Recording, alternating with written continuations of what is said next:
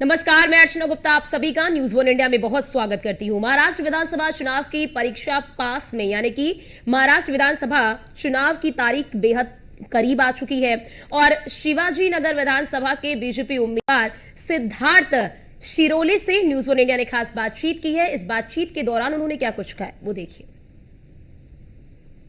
शिवाजीनगर विधानसभा मतदार संघ के भाजपा उम्मीदवार सिद्धार्थ शिरोले जी के साथ। तो सिद्धार्थ सर, आपके लिए पहला सवाल, पुणे में प्राइम मिनिस्टर मोदी से लेके महायुति के बहुत बड़े दिग्गज नेता जो है वो प्रचार सभा के लिए यहाँ पे आ रहे हैं। क्या आपको लगता है कि बीजेपी पुणे के या महायुति के जो भी कैंडिडेट उनको इतना सपोर्ट की जरूरत है यहाँ पे? नहीं, पुणे एक बहुत महत्वपूर्ण शहर है इस देश के, अगर आप डेमोग्राफी को देखें।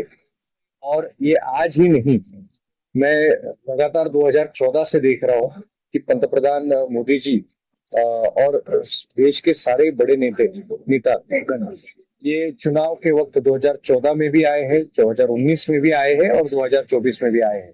तो पुणे के लोगों को भी जो हमारे शीर्षस्थ नेतागण जब आते हैं तो उनको भी बहुत अच्छा लगता है। वो संवाद बहुत, they look forward to that those interactions, और जो रैली के लिए लोग उसकी वेट करते हैं।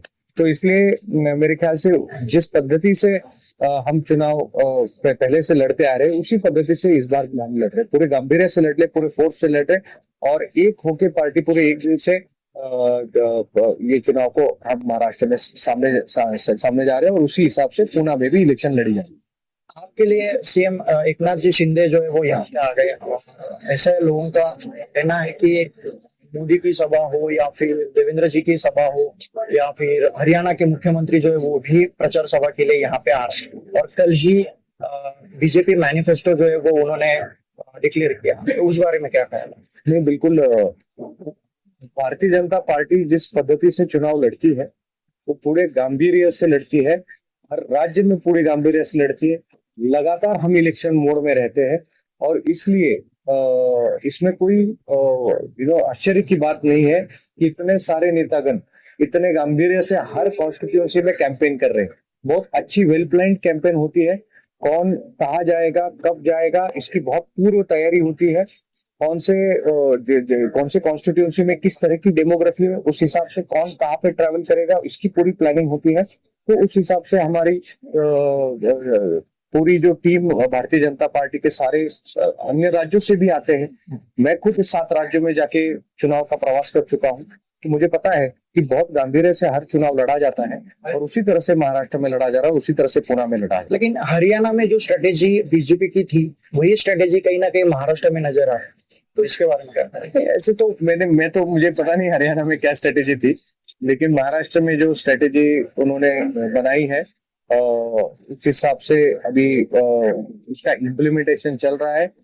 जैसे ही लोकसभा खत्म हुई उसके इमीडिएटली बाद हमने काफी सारे उसका इंट्रोस्पेक्शन करके, चिंतन करके हमने उसमें से कैंपेन के जो स्ट्रेटेजी उसको डिवाइस की है। महाराष्ट्र के विकास के लिए, प्रगति के लिए जो भी जरूरी है वो सब, वो भावनाओं को समझ के हम इलेक्शन लड़ रहे हैं और उसी हिसाब से स्ट्रेटेजी प्लान करके एग्जीक्यूट की जा रही है।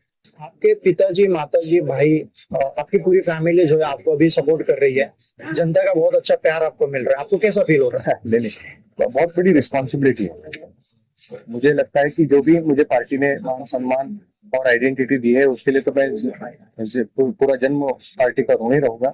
लेकिन मैं ये कोशिश जरूर करता हूँ कि अच्छा लगने से ज्यादा मैं अच्छा कैसे कर सकता हूँ, अच्छा करने की रोज कोशिश करता हूँ और अपना जो रोल मिला है उसका एक मीनिंगफुल कंट्रीब्यूशन रोज करते रहे और जिम्मेवारी से करते रहे, इस पे मेरा फोकस है। तो ये थे मेरे साथ शिवाजीनगर विधानसभा मतदार संघ के भाजपा उम्मीदवार सिद्धार्थ शिरोले जी। कैमरामैन महेश के साथ दिनेश पवार, न्यूज वन। शिवाजीनगर विधानसभा मतदार संघ